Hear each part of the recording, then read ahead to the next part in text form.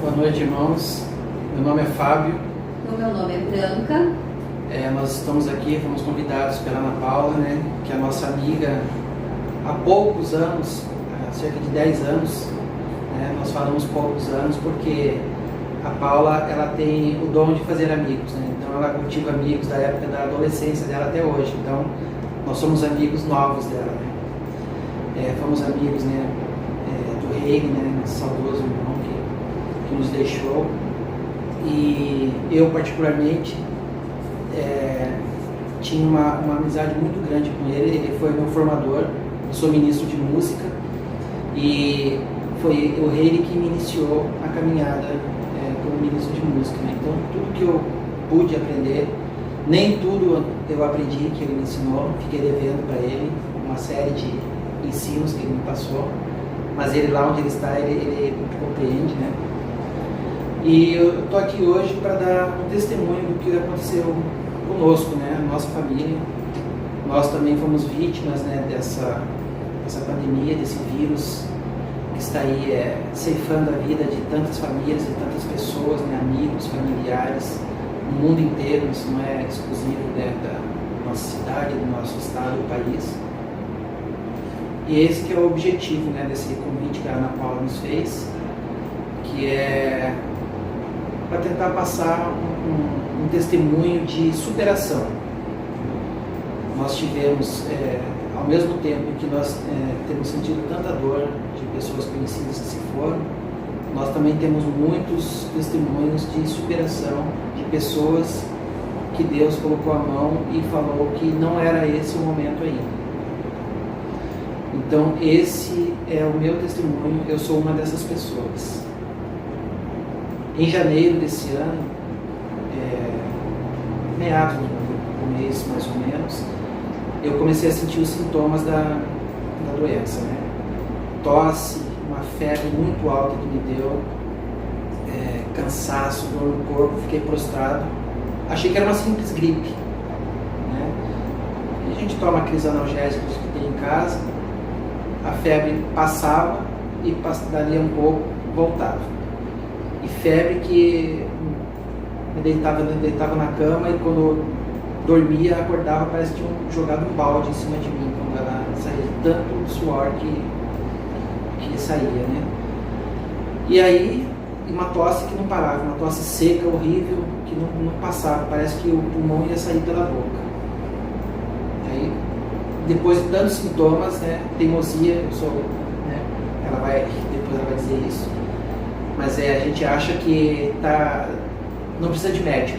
Eu sou uma pessoa que não gosto de ir médico, Eu mando a minha família, as meninas, minhas filhas, ela, vai no médico, mas eu particularmente não gosto de ir médico. Mas nesse momento eu fui ao médico, porque eu estava muito grave, o sintoma estava aquilo para mim já não era mais gripe. Então fui até o posto de saúde que fica perto da minha casa. E na hora que a médica me atendeu, ela já falou assim: olha, Covid não tem cura.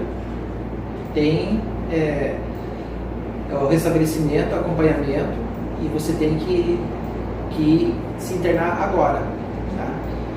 Me encaminhou para fazer os exames, lá, o exame PCR, e já me encaminhou também para fazer uma tomografia. E então nesse momento já agendei o exame PCR pelo SUS. Isso só acontece no dia seguinte, mas eu agendei porque eu achei que não estava tão grave assim, Então agendei, ficou para o dia seguinte, e em casa fiquei tomando aqueles xarope para tosse, para acalmar a tosse. Tá, isso foi numa quinta-feira, foi uma quarta-feira, Na quarta-feira, que na quinta-feira eu fui fazer o exame PCR de manhã, e à tarde eu fui fazer a tomografia. Fiz a tomografia, eu estava com um acometimento no pulmão de 25%, que já era um parâmetro que eu já deveria procurar um médico em internação imediatamente. Mas voltei para casa, e disse, bom, vou ficar aqui, vou tomar o medicamento e depois eu vou esperar aqui, ver se melhora. Quando foi na sexta-feira de manhã, Você passou sábado, É. sexta, sábado e domingo em casa ainda. Isso. E aí fiquei aquela tosse que não passava, e febre que ia e voltava, o analgésico eu resolvia no momento e continuava. Quando chegou na segunda-feira de manhã, né, acordei tossindo, né, fui tomar o café da manhã e quando fui sentar para trabalhar, que eu estou trabalhando em home office também, quando fui sentar para trabalhar, fui respirar, o ar não entrou no pulmão. E eu tentava puxar o ar de qualquer jeito assim, e ele não vinha, não enchia no pulmão. Eu já estava com receio que ia desmaiar e comecei a falar para ela, né, eu não consigo respirar, não consigo, né, já nem falava, já estava sinalizando assim que eu...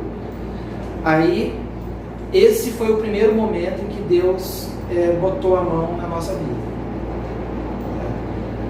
Ela, numa presença de espírito que eu não desconheço dela, ela é assim, muito ansiosa, muito nervosa, agitada, e em momentos de crise ela fica mais nervosa ainda. Naquele mesmo instante ela lembrou assim, a Eduarda, a nossa filha, ela tem bronquite, então nós temos um nebulizador em casa e ela tem alguns medicamentos que ela usa para bronquite, né? E como a Eduarda já teve no passado, quando ela era menorzinha, crises de bronquite, ela inalava esse remédio Clenil, né, com soro, e a respiração dela voltava ao normal. Nesse momento ela falou assim, quer que eu faça um Clenil para você? Na hora eu só balancei a cabeça e concordei com ela. Ela já saiu correndo, já pegou o nebulizador, já preparou o remédio, já preparou o soro. E na hora que eu coloquei a máscara, né, e aspirei aquele remédio, que ele veio um vapor, né, a sensação que eu, inclusive esses dias eu estava falando com ela, a sensação que eu tive foi de que é como um cano entupido. Quando está aquele cano entupido e de repente você dá uma pressão nele e sai aquele entupimento, aquela sujeira que está no cano e passa a água, né? No meu caso, passou o ar. Foi a sensação que eu tive. Parece que tinha alguma coisa trancando a entrada dos meus brônquios, né? E quando eu aspirei aquilo, parece que o meu pulmão encheu na hora. Aí eu consegui respirar novamente, parei de tossir, né? Com o remédio, parei de tossir e fui respirando, né? A respiração voltou ao normal, cansado, é claro, né? Mas pelo menos o ar estava entrando no pulmão. Nisso eu pedi para ela ligar para buscar uma ambulância para me levar para o hospital, porque eu estava com receio de não poder dirigir e passar mal no meio do caminho, né? E pelo menos se eu tivesse numa ambulância eu teria um atendimento ali. Aí ela ligou para a ambulância, ligou no SAMU. Eles disseram que não tinha nenhuma viatura que pudesse me atender naquele momento. Aí perguntaram como que estava o meu estado, né? Mas antes disso acontecer, eu pedi para as meninas, a Ana Júlia, que ela corresse para chamar a Paula ou para chamar a Amélia para nos acudir. Aí a Ana Júlia conseguiu falar com a Paula e a Paula disse, leva para o hospital. E a outra, minha filha Eduarda, ela simplesmente congelou. Ela deu um branco nela e ela já ia desmaiando. Mas nisso eu já liguei para a moça da SAMU, ela falou, deixa eu falar com o seu marido. E ele foi falar com o Fábio, ela disse, coloca o oxímetro no dedo dele. Ele estava com 94 de saturação, estava excelente, mas estava com falta de ar. Daí a Ana falou assim, mãe, vai para o hospital que a Ana Júlia a Paula está indo para o hospital para encontrar com vocês. E aí eu peguei o Fábio, coloquei dentro do carro e fomos para o São Judas. Quando nós chegamos lá, a Paula já estava e a Amélia também, né? Isso. E então quando a gente chegou no hospital, e ainda aproveitando, né, que a atendente do SAMU falou assim, ela explicou, não, eu fiz uma aplicação de Clenil para ele e ele respirou. Só então podem ir para o hospital tranquilo, que se o Clenil voltou a respiração dele, ele tem pelo menos 6 horas de respiração tranquila aí. Então podem ir para o hospital que não vai ter problema, vocês vão ter tempo suficiente para serem atendidos lá. Bom, chegamos lá no hospital, um monte de gente, né? Infelizmente é assim que está o nosso sistema de saúde, tudo lotado, todo mundo querendo ser atendido primeiro, né? É assim que a coisa tem funcionado.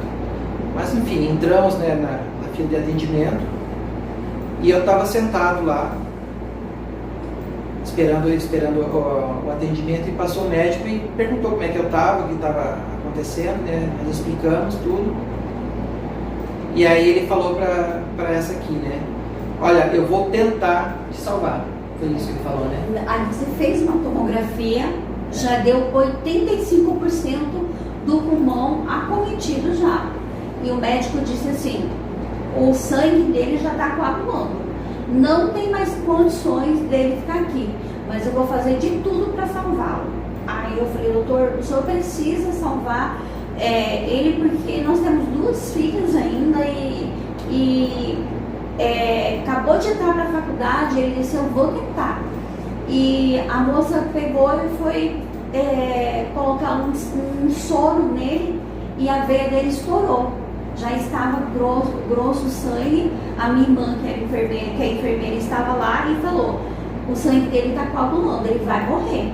E daí começou a entrar com um anticoagulante, porque ele estava ali, mas não estava mais bem, ele já estava amarelo.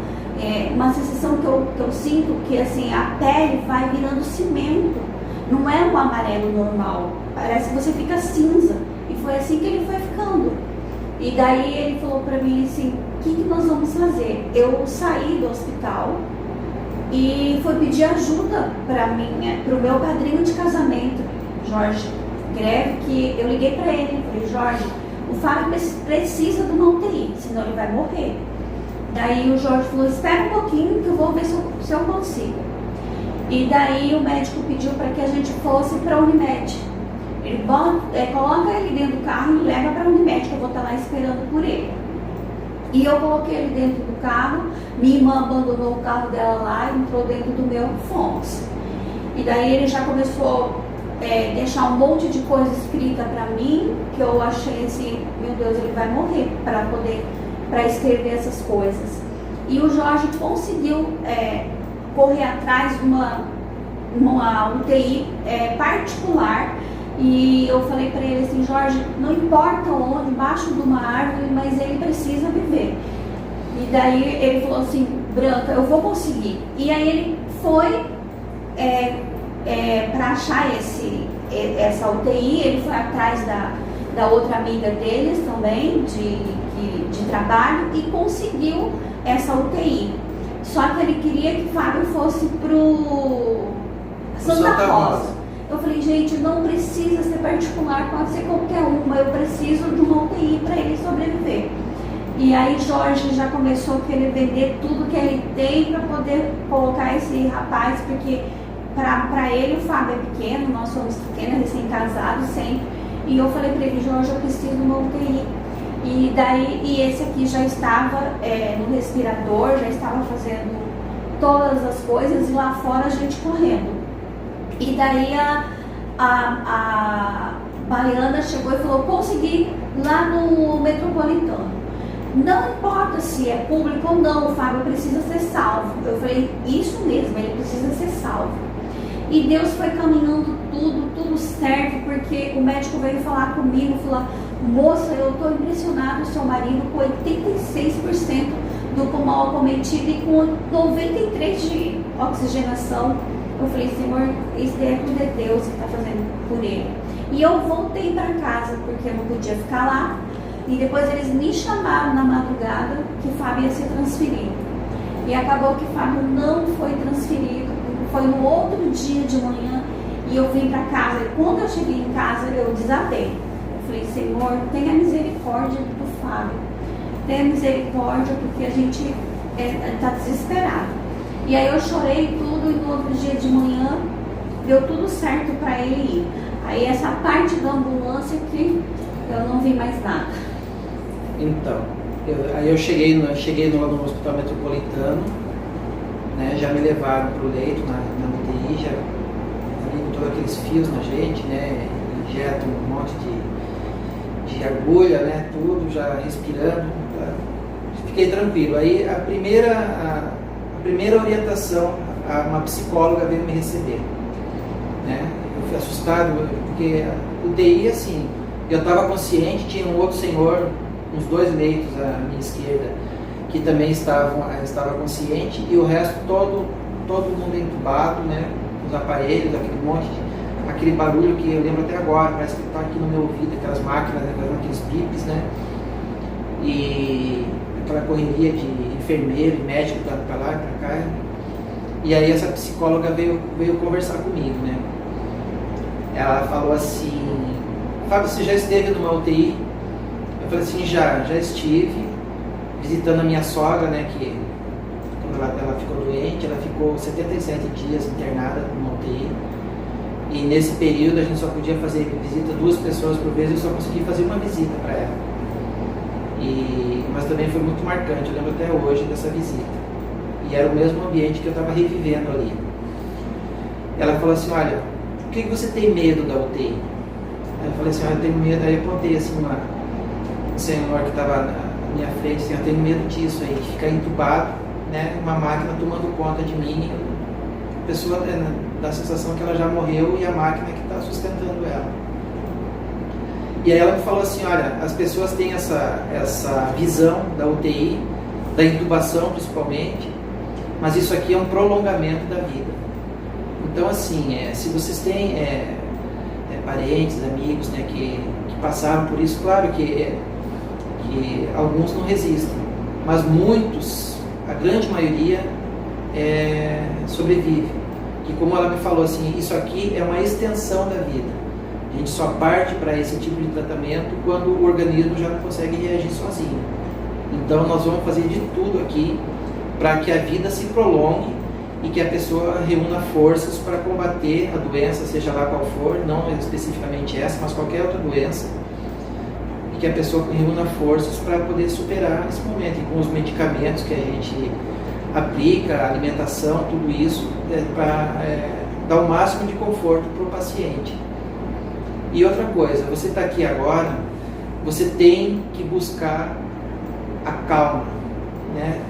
Tira a ansiedade, porque essa doença, o que tem acometido a maioria dos óbitos é a ansiedade. A pessoa tenta respirar, fica desesperada pela respiração, cansa, e nesse movimento ela está gastando muito mais oxigênio do que tem disponível. Então eu estou vendo aqui na sua tomografia, você está com 86%, mas eu estou vendo que você é uma pessoa calma, e realmente eu sou calmo, assim, para eu ficar desesperado precisa muita coisa, né? Então guarde esse oxigênio que você tem, é o suficiente. Ela falou, né, a gente, quando ouve médico falar em Deus, a gente fica meio achando, pô, essa pessoa não está, né, porque a gente acha que os médicos eles não creem em Deus, né, eles são mais do lado da ciência e deixam Deus meio de lado. Mas ela falou assim, ó, se Deus te deu esses 14%, é porque é o suficiente para você manter o teu corpo, tá? Então use esse oxigênio que você tem para manter o seu corpo. Não gaste com ansiedade, com nervosismo, com agitação. Se precisar fazer suas necessidades, estar preparado para tudo isso aqui, não precisa se preocupar com nada. Aí eu sou assim, muito preocupado com isso, né? Mas enfim, eu fiquei muito calmo e busquei a serenidade, né? Aí nisso veio uma outra enfermeira, né? Veio falar comigo. Ela falou assim: olha, Fábio, você está aqui, eu não sei se você já assistiu esses filmes que tem aquele chinesinho que fica sentado lá na beira do rio, embaixo de uma árvore, meditando. Aquele velhinho ali, ficar sentado lá, só ouvindo o barulho da água do riacho. Lembra dessa cena, se você já viu um filme parecido com esse. É para você só relaxar, só pensar na calma e não gastar oxigênio, esquece esse ambiente aqui em volta. É como se isso aqui não existisse. Só que assim, para nós, né, a nossa calma, de onde que ela vem? Vem a gente relembrar da nossa oração, né? E eu pensava nela e nas minhas meninas, eu falava assim: ó, eu vou superar, eu vou voltar para vocês. Tudo que me pedirem para fazer aqui, eu vou fazer. vou obedecer, vou tomar todos os medicamentos porque eu quero voltar para vocês. Então era a imagem delas que vinha na minha cabeça, né? Então com isso eu fui me buscando forças, se é que eu tinha, né? Mas fui buscando esse senso de autopreservação para voltar para casa, voltar para minha família. E foi assim, aí veio a fisioterapeuta para fazer um exercício que eles chamam de VNI, talvez vocês conheçam, coloca uma máscara que injeta o oxigênio e você tem que fazer os movimentos de respiração junto com ela, e muita gente não consegue fazer. Inclusive nessa minha passagem pela UTI lá, teve um senhor esse senhor que estava lúcido lá também, ele foi fazer e ele não conseguia fazer, não, de jeito nenhum. Quando colocava aquilo, ele ficava desesperado e tirava. Eles falavam: o senhor tem que fazer, senão o senhor vai ficar ruim. E ele não fez, e dias depois que eu já estava em casa, eu fiquei sabendo que ele veio a falecer, porque ele não conseguiu fazer o exercício de fisioterapia. E eu, no meu propósito, é muito ruim, é difícil mesmo, mas era o meu propósito fazer tudo o que eles me pedissem, por mais incômodo que fosse. E aí a fisioterapeuta disse assim: você tem que fazer pelo menos 20 minutos. As pessoas, mas se conseguir 10 minutos tá bom. Eu fiz 1 hora de exercício. Ele falou: é só 20 minutos? Não, faça o quanto você quiser. O ideal é que pelo menos 20. Mas as pessoas em média ficam 10 minutos. Eu fiquei 1 hora fazendo. Ela me deixou lá, como se não quiser mais, você só levanta a mão que é. Então essa hora passou, ela veio, ficou admirada de eu ter feito 1 hora de respiração. E eu tenho comigo que essa 1 hora de respiração foi o que abriu meus brônquios, porque o oxigênio chegou nas partes afetadas, onde o ar já não estava entrando, e a partir dali a minha respiração melhorou muito, melhorou sensivelmente. Aquele cansaço que a gente sente, eu já não estava mais sentindo. Já estava tomando os medicamentos anticoagulantes, as injeções que eu tomava na barriga, para não coagular, já estavam fazendo efeito também. Tudo foi melhorando assim drasticamente. Em questão de horas eu melhorava muito, né? Então eu fiquei quantos dias no UTI? 4 dias, né? 4 dias. E no dia anterior, o médico passou lá para fazer a revisão do quadro, né? Do diagnóstico. Ele falou: olha, eu vou te dar alta, porque você não tem que estar aqui na UTI mais. Você já está bem, já está indo no banheiro, já está...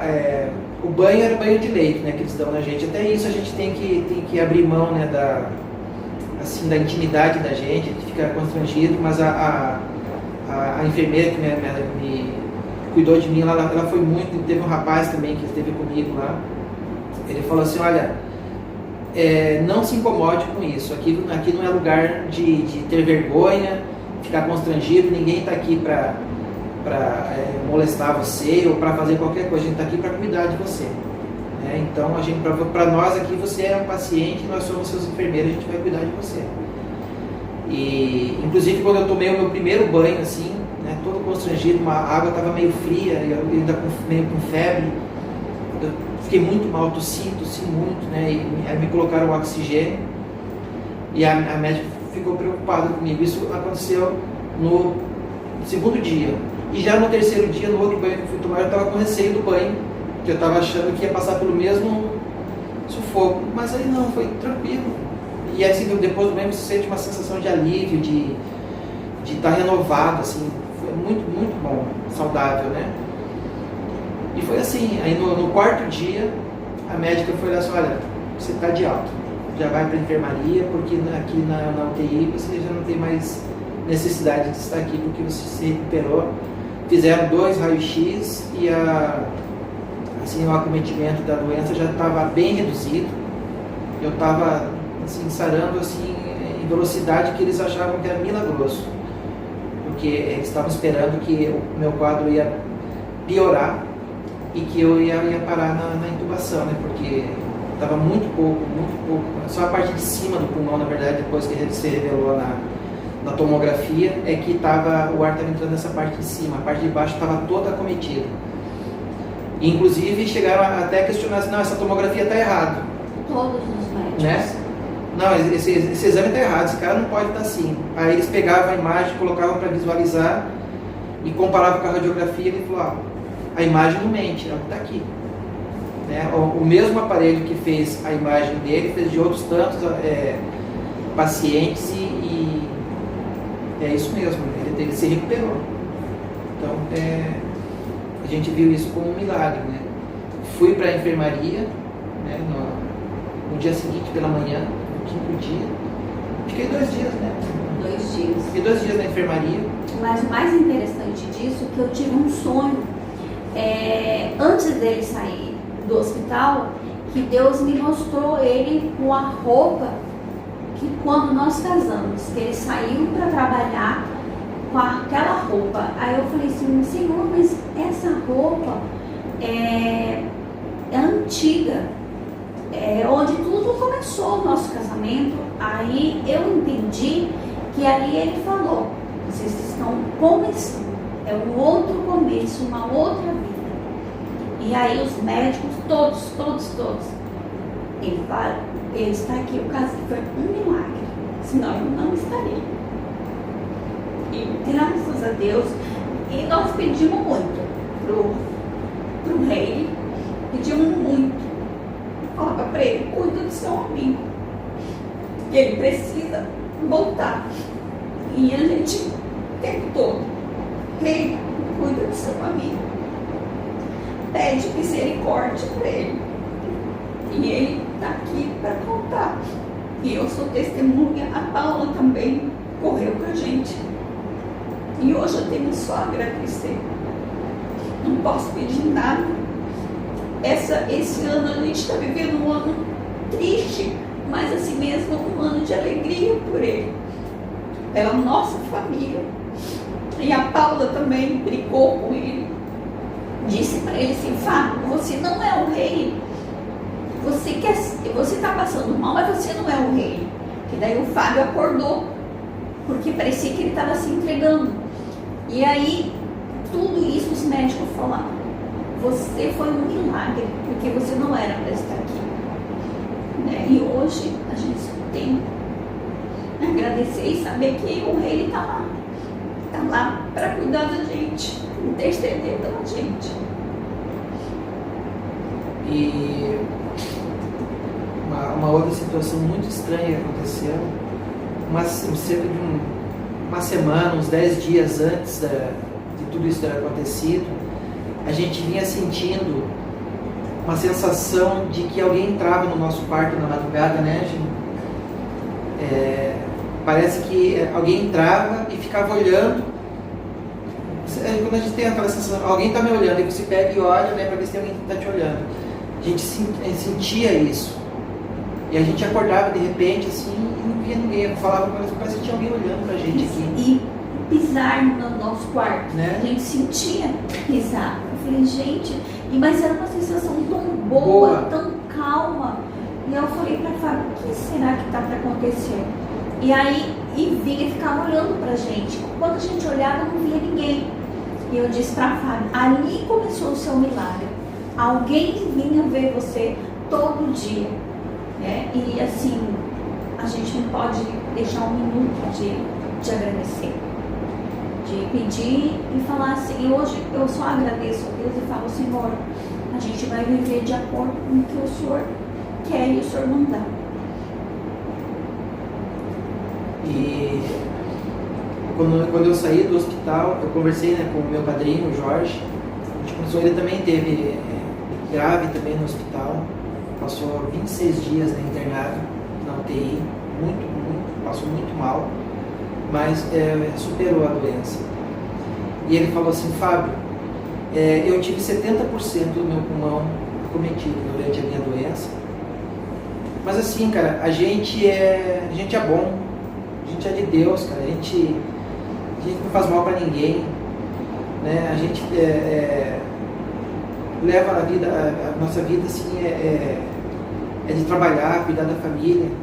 Eu falei assim, pois é, Jorge, igual o meu amigo, o Rei, né? Ele não conhecia, né? Um cara tão bom, um cara do bem, né? cuidava da família, das meninas dele, a gente era, nossa, era irmão mesmo, né? Assim, aí ele falou assim, é isso que eu queria te dizer, cara. A gente não explica, tem até uma música que fala, ninguém explica Deus, né? Que a gente tem que viver segundo a regra que ele nos determina.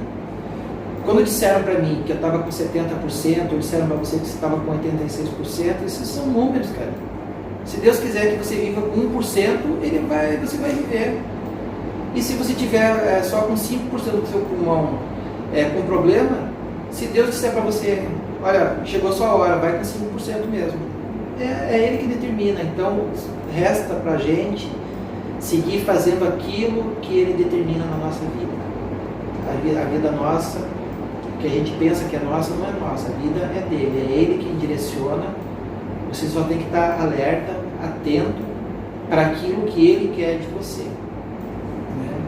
Então, faça aquilo que ele determina, aquilo que está no teu coração, que você sentiu que foi Deus que colocou no seu coração, siga esse caminho, cumpra esse caminho, que você está fazendo aquilo que Ele determinou e a sua vida vai ser venturosa. Acho que é isso. Bom, assim, eu queria fazer alguns agradecimentos, né? Das pessoas que estiveram envolvidas nesse nosso testemunho. Primeiramente, né, a Deus, que foi Ele quem colocou a mão e nos guiou a Branca naquele momento de crise em que eu não podia tomar as rédeas, né, da decisão dos passos. Ela tomou conta de tudo. Depois a Paula, que nos deu um alento, nos deu aquele momento de consciência do que a gente deve fazer, acalmou os nossos passos, né? Foi a parte racional ali da crise. A Amélia, né, que é a outra irmã nossa que estava com a gente lá no hospital também, que prontamente, quando ela ficou sabendo que eu não estava bem, ela esteve com a gente, né? Ela, inclusive, a gente estava no nosso plano de saúde, estava recém alterado, estava em carência ainda. Tudo que ela pôde fazer para facilitar a nossa vida, ela fez e interagiu para que a gente tivesse o melhor atendimento possível naquele momento, né? Quando eu estive no hospital, como é que é o nome dele, Ana Paula? Que é enfermeiro lá. Vanderlei. Eu estava lá, eu estava preocupadíssimo com a Branca e com as meninas em casa, porque ela só me viu entrando na ambulância e depois não sabia mais notícia minha, e eu preocupado que estava para saber qual é o quadro delas, porque se eu estava doente, elas também estavam, né? Então eu não sabia se de repente a doença delas havia também progredido. E aí ele apareceu lá, assim, eu sou primo, né? Ele é seu primo? Eu sou primo da Paula. Então ela pediu para vir aqui para dar uma olhada para você e vir trazer um vídeo aqui da tua família. E aí você pega e já manda um recado para elas como é que você está. Aí ela falou, né? Cara, tá tudo bem, fiz os exames, deu positivo, mas a gente está sem sintoma nenhum, tá todo mundo bem. E aquilo me deu um alívio, né? E aí gravei um vídeo para elas na volta, dizendo, né, assim, olha, continue tocando a vida de vocês na rotina, tudo que vocês faziam normalmente, se alimentem, limpem a casa, vão estudar, vão ler. Elas estavam de férias ainda, né, as meninas, mas vão ler, vão assistir televisão, segue a vida normalmente, como se eu estivesse viajando. Não parem para ficar pensando em problema de doença, que aqui do meu lado eu vou fazer tudo que eu puder fazer para logo a gente estar junto. Então esse vídeo foi muito importante para mim, porque eu fiquei tranquilo sabendo que elas não estavam doentes, que era o meu medo de estar lá e quando chegasse em casa eu ter uma notícia de que uma delas não estava mais, né, com a gente. Então isso estava me deixando nervoso. Então quando eu soube que elas estavam sem problema nenhum, estavam saudáveis, eu fiquei tranquilo para continuar meu tratamento. E além deles, né, também o meu padrinho Jorge, que é uma coisa, sempre que eu tenho um problema, é a primeira pessoa que eu penso, né, assim, Jorge, estou com um problema assim, ele faz de tudo para me ajudar, ele está sempre presente, é um amigo de muitos anos, né, nos momentos mais difíceis que eu já tive na minha vida, na carreira, no trabalho. Ele sempre esteve presente, sempre dando uma palavra de conforto ali, de levanta a cabeça, vai para frente. Então é um outro cara também que é de Deus também, tá? É um grande amigo. Eu quero agradecer a Deus e a dona Cida, porque eu acho que ela foi uma mãe para mim. Ela me ligou, a Fabiana me ligou para fazer esse vídeo e ela conversava comigo. Calma, você tem que ter calma. E eu, olha só, ele é de uma calma assim que eu falei, meu Deus do céu. E eu quero agradecer. Eu quero agradecer a dona Cida e falar para ela que eu não esqueço ela nas minhas orações. Então eu falei que vou fazer um jantar em casa que ela vai. Ela falou que vai. Porque ela foi assim, uma mãe para mim e para minhas filhas. Muito, né? Eu agradeço. Fiquei apaixonada por ela.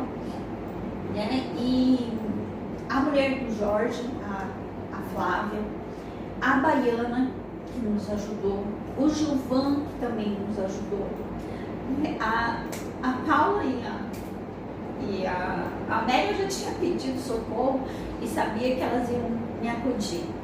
E assim, agradecer a todos lá do hospital, assistente social que veio conversar comigo quando eu estava lá fora, sentada chorando. Ela me mandou ir para casa, falou que estava tudo bem. E assim, a gente quer agradecer a todos. Nossos irmãos de igreja também, né? E o pessoal mobilizou, né, do grupo de oração. Gente, o que é aquilo de oração? Agradecer a todos, para não falar nomes, agradecer a todos para não esquecer. Mas eu falo para vocês que ali que deu vontade da gente retornar para o nosso grupo de oração. Ali nós começamos e ali nós vamos terminar.